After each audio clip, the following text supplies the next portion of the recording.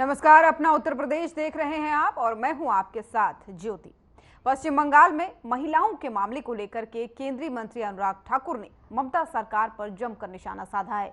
उन्होंने कहा है कि पश्चिम बंगाल में महिलाएं खुद को सुरक्षित महसूस नहीं करती और ऊपर से अब मीडिया कर्मी भी खुद को असुरक्षित महसूस कर रहे हैं।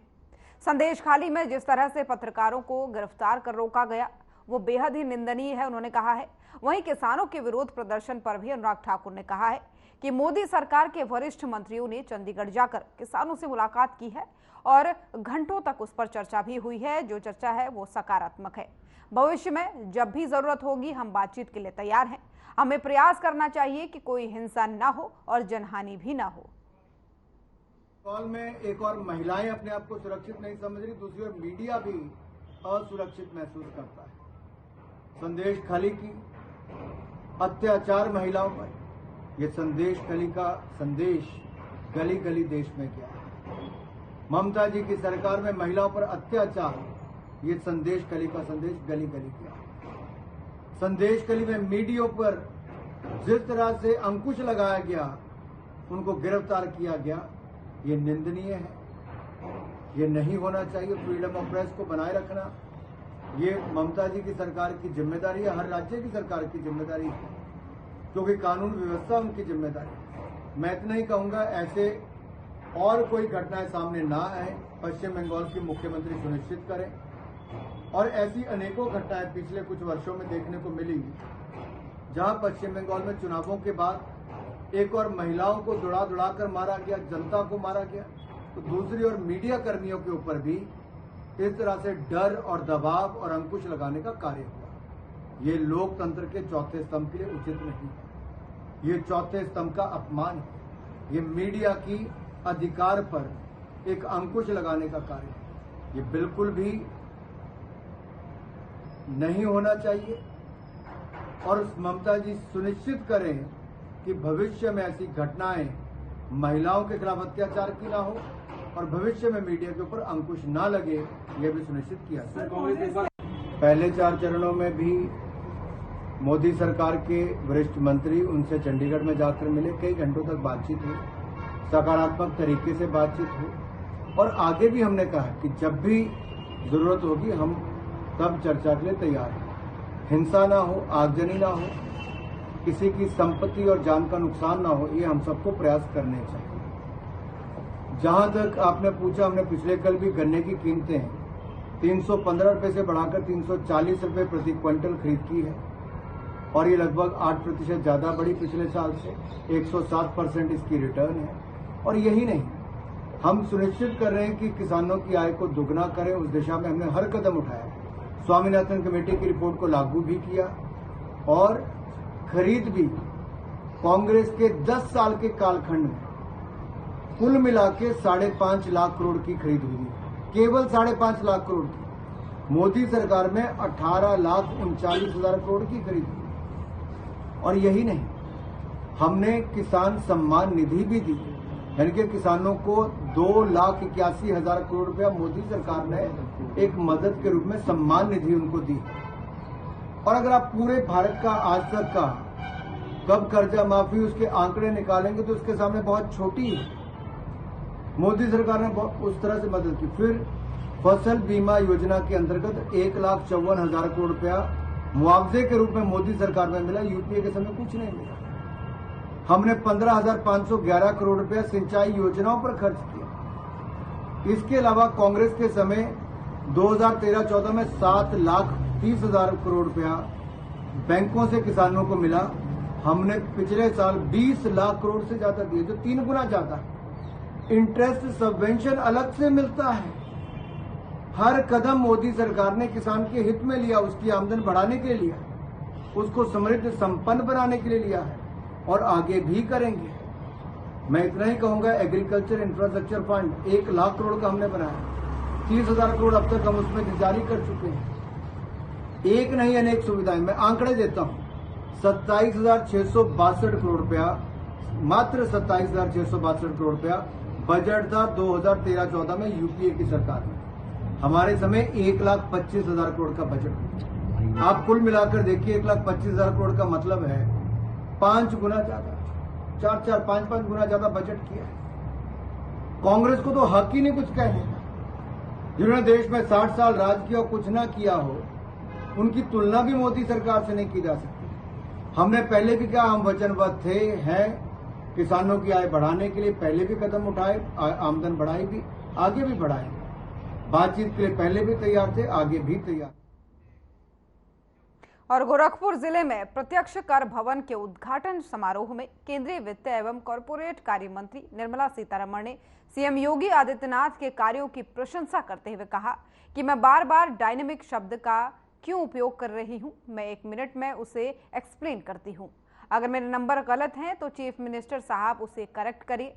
उत्तर प्रदेश में 75 डिस्ट्रिक्ट्स हैं और साल में 52 सप्ताह है। हर जिले में कम से कम एक बार, कई बार 2 बार भी एक जिले में जाते हैं और एक साल में 52 सप्ताह और 75 जिले में कम से कम एक बार जाने वाले चीफ मिनिस्टर योगी आदित्यनाथ हैं। डायनामिक का शब्द मैं वैसे नहीं उपयोग कर रही हूँ। इंजन की तरह हर जिला घूमते रहते हैं और काम करते रहते हैं। उनसे लखनऊ में अपॉइंटमेंट मांगना वेस्ट है। उस दिन उस सप्ताह कहाँ होंगे, उधर जाना ही बेहतर होगा।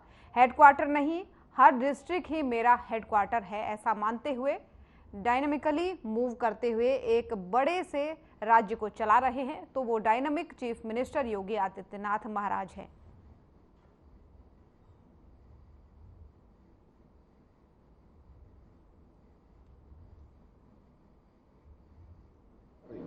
मैं 1 मिनट में उसको एक्सप्लेन करती हूँ। अगर मेरे नंबर गलत है तो चीफ मिनिस्टर साहब उसको करेक्ट करिए। उत्तर प्रदेश में 75 डिस्ट्रिक्ट्स हैं, ठीक है। साल में कितना सप्ताह है, कितना वीक्स है, 52। हर जिला में कम से कम एक बार, कई बार 2 बार भी जाते हैं एक जिला में, विदिन 1 ईयर, जिसमें 52 वीक्स है। 75 डिस्ट्रिक्ट में एक बार कम से कम जाने वाले एक चीफ मिनिस्टर है तो वो तो हमारे माननीय मुख्यमंत्री योगी जी महाराज जी।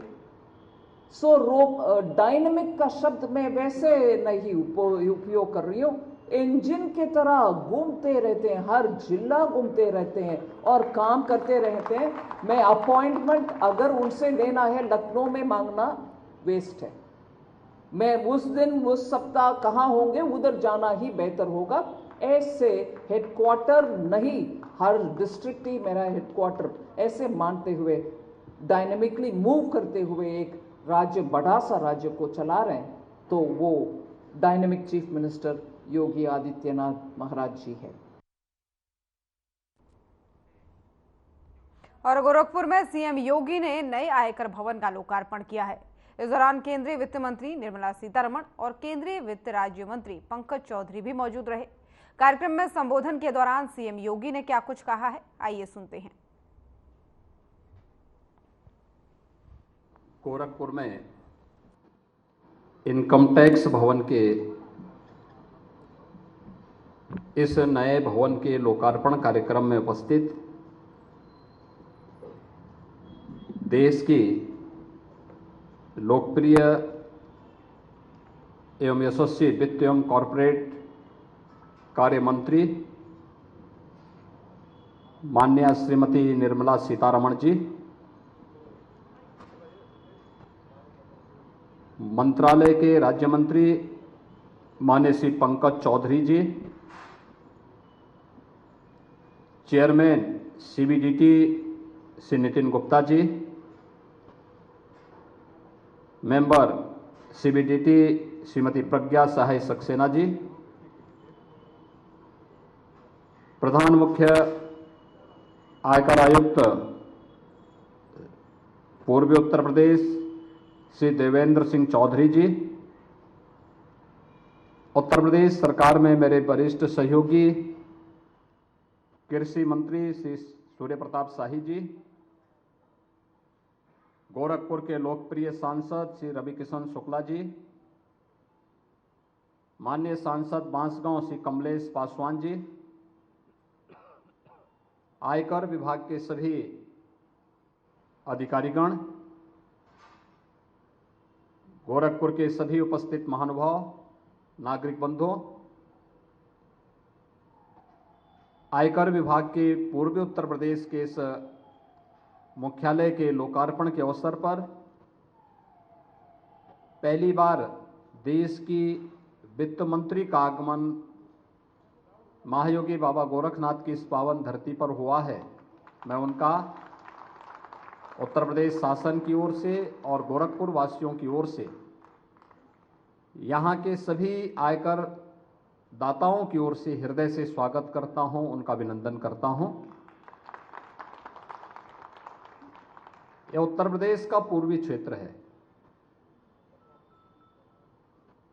देश की आध्यात्मिक और सांस्कृतिक धरा के रूप में विख्यात है।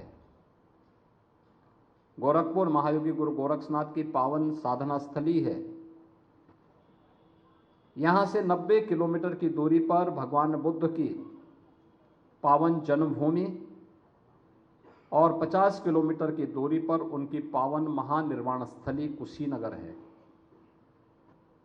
गोरखपुर से 25 किलोमीटर की दूरी पर संत कबीर की महापरिनिर्वाण स्थली मगहर है, तो 150 किलोमीटर की दूरी पर प्रभु श्री रामलला की पावन जन्मभूमि अयोध्या धाम भी आता है।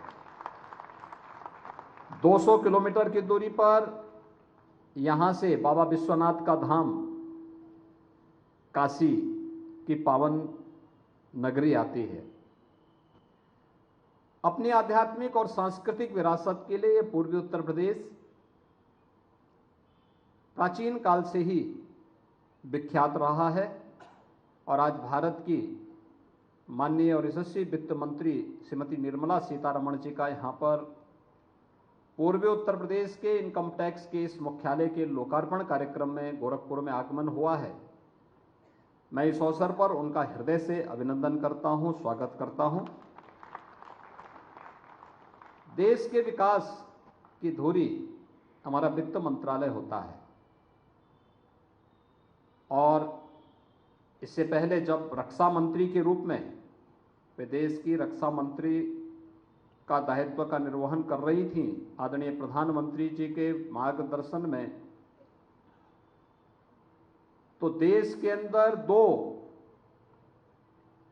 डिफेंस मैन्युफैक्चरिंग कॉरिडोर की घोषणा हुई थी और उस समय उन्होंने एक डिफेंस कॉरिडोर उत्तर प्रदेश को दिया था। उन्हीं के सुझाव पर मैंने अपना प्रस्ताव भेजा था, जिसे प्रधानमंत्री जी ने स्वीकार किया और अंततः उत्तर प्रदेश के 6 नोड डिफेंस मैन्युफैक्चरिंग कॉरिडोर के रूप में विकसित हो रहे हैं, जिनमें काफ़ी बड़ा निवेश भी आया है और भारत की सुरक्षा क्षेत्र में आत्मनिर्भरता के लक्ष्य को प्राप्त करने के आदरणीय प्रधानमंत्री जी के विजन को प्रभावी ढंग से आगे बढ़ाने में हमें मदद मिल रही है। उत्तर प्रदेश का गंगा एक्सप्रेसवे आज पश्चिमी उत्तर प्रदेश को पूर्वी उत्तर प्रदेश से जोड़ने का एक महत्वपूर्ण एक्सप्रेसवे है। लगभग 600 किलोमीटर के इस एक्सप्रेस हाईवे के लिए जब जीएसटी काउंसिल की बैठक में आप लखनऊ में पधारी थी, तो उस समय आपने बैंकों को इसके लिए तैयार किया था कि वे इसके लिए फाइनेंस करें और मुझे बताते हुए प्रसन्नता है कि प्रयागराज कुंभ अगले वर्ष आने जा रहा है। उससे पूर्व हमारा प्रयास है कि हम गंगा एक्सप्रेसवे को राष्ट्र को समर्पित कर सकें। प्रदेश और देश के विकास के लिए आपकी एक सकारात्मक दृष्टि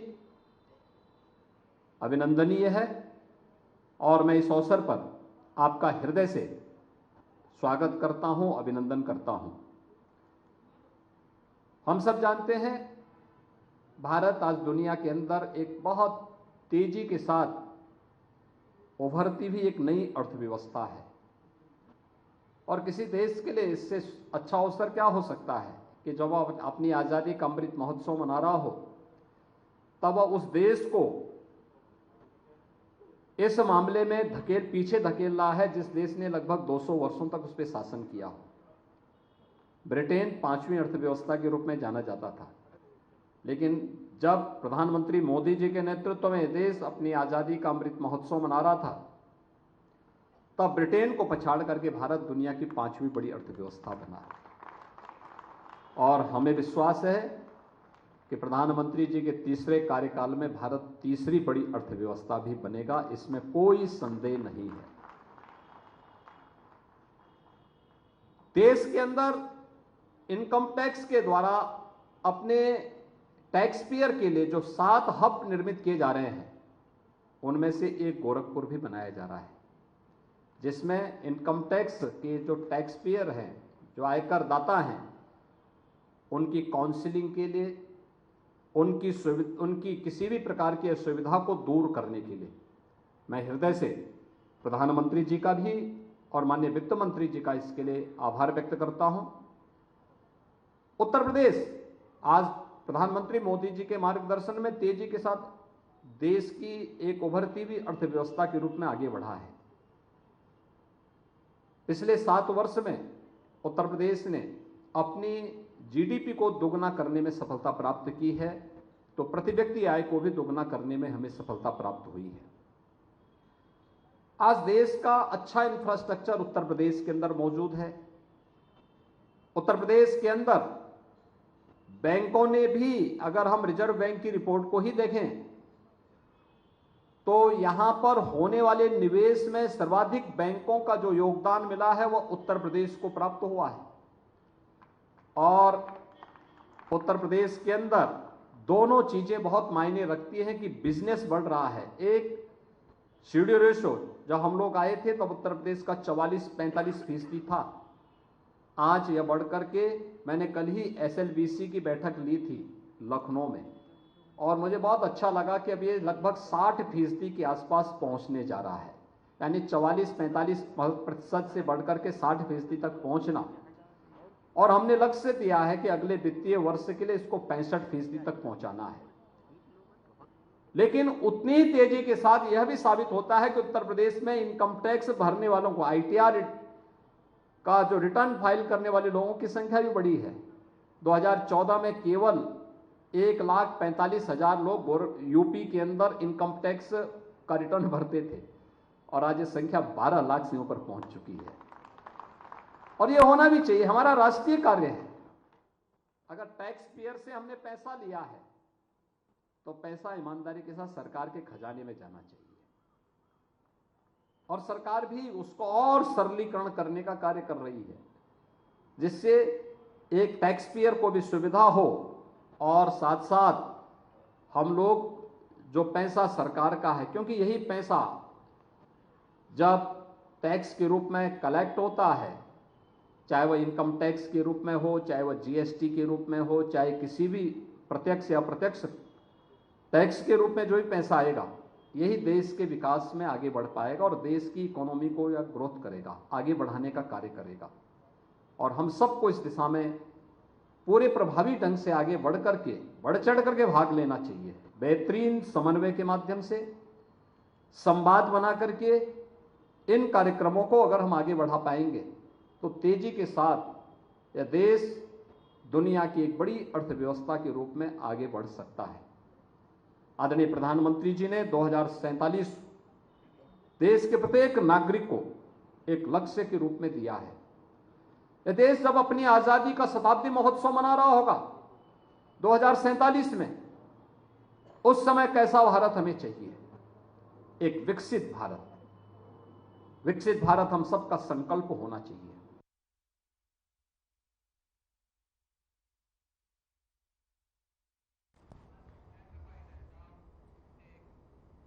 गोरखपुर में मुख्यमंत्री योगी आदित्यनाथ ने 1040 करोड़ की 20 विकास परियोजनाओं का लोकार्पण और शिलान्यास किया है। योजनाओं का लोकार्पण और शिलान्यास का कार्यक्रम गीडा में संपन्न हो रहा है, जिसमें 650 करोड़ रुपए की लागत से आवासीय योजना गीडा का आज यहां पर शुभारंभ होने जा रहा है। इसके साथ ही यहां पर हमने गीडा से जुड़े हुए विभिन्न विकास की 300 करोड़ रुपए की परियोजनाओं का लोकार्पण और शिलान्यास भी किया है। एसडी इंटरनेशनल के 300 करोड़ रुपए के निवेश के भूमि पूजन का कार्यक्रम भी संपन्न हुआ है और नायलेड द्वारा जो भारत सरकार का एक संस्थान है, इसके द्वारा स्किल डेवलपमेंट, हमारा जो युवा है, हमारे पास प्रतिभाशाली युवा तो है, लेकिन उसके स्केल को स्किल में बदलने का जो एक कार्यक्रम नायलेड के द्वारा यहां प्रारंभ किया गया है, गीडा के सहयोग से उनको प्रमाण पत्र भी उपलब्ध कराया गया है। इन 1000 करोड़ रुपए से अधिक की परियोजनाओं के लिए गोरखपुर और पूर्वी उत्तर प्रदेश के सभी नागरिकों को हृदय से बधाई देते हुए इसमें रुचि लेने के लिए स्थानीय जनप्रतिनिधियों को भी मैं हृदय से धन्यवाद देता हूं। बहनों और भाइयों, हम सब जानते हैं कि आज हर व्यक्ति के पास आवास हो। प्रधानमंत्री मोदी जी की 2014 में उन्होंने आने के बाद इस बात की घोषणा की थी और पूरे देश के अंदर प्रधानमंत्री मोदी जी के प्रयास से 4 करोड़ गरीबों को, जिन्हें आजादी के बाद कभी कोई आवास की सुविधा नहीं मिल पाई थी, उसे हर एक के सिर को ढकने के लिए एक छत उपलब्ध हो पाया और आज हर गरीब के पास अपने सिर को ढकने के लिए एक छत भी है। उत्तर प्रदेश में हमने लगभग 56 लाख लोगों को एक एक आवास उपलब्ध कराया है, लेकिन ये वे लोग हैं जो बहुत गरीब थे, जिनके पास कुछ भी नहीं था।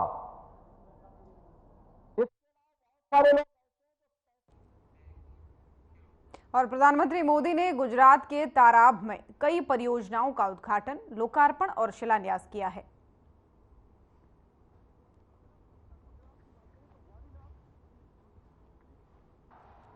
परांबा हिंगलाज माता जी की, हिंगलाज माता जी की, भगवान श्री दत्तात्रेय की, भगवान श्री दत्तात्रेय की।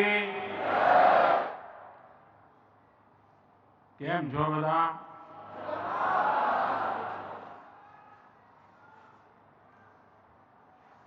आज घણા બધા જૂના જોગીના દર્શન કરવા મળ્યા, જૂના સાથીઓના દર્શન કરવા મળ્યા।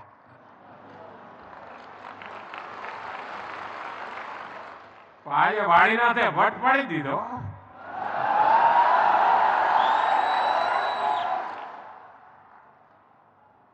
વાડીનાથ પહેલા પણ આવ્યો છું, અનેક વાર આવ્યો છું, પરંતુ આજે તો રોનક જ કઈ ઓર છે।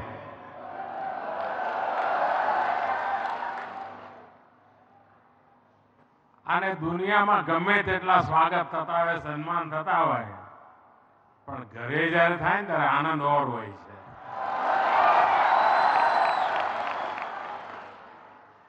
આજ મારા ગામવાળાએ મને વચ્ચે વચ્ચે દેખાતા હતા આજે, અને મોસાળમાં આવીએ ત્યારે આનંદ પણ અનેરો હોય।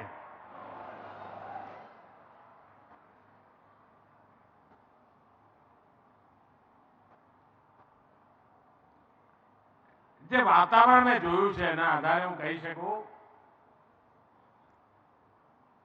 कि श्रद्धा से, आस्था से सराबोर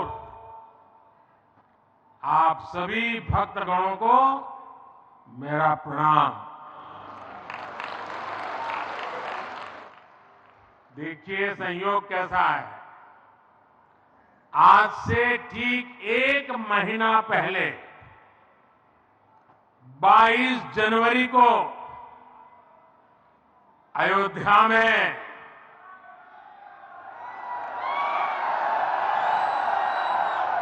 प्रभु राम के चरणों में था। वहां मुझे प्रभु राम लला के विग्रह की प्राण प्रतिष्ठा के ऐतिहासिक आयोजन में शामिल होने का सौभाग्य मिला। इसके बाद 14 फरवरी वसंत पंचमी को अबू धाबी में खाड़ी देशों के पहले हिंदू मंदिर का लोकार्पण का अवसर मिला। और अभी 2-3 दिन पहले ही मुझे यूपी के संभल में कल्कि धाम के शिलान्यास का भी मौका मिला। और अब आज मुझे यहां तरफ में इस भव्य दिव्य मंदिर में प्राण प्रतिष्ठा के बाद पूजा करने का समारोह में हिस्सा लेने का सौभाग्य प्राप्त हुआ। साथियों, देश और दुनिया के लिए तो ये वाणीनाथ शिवधाम तीर्थ है।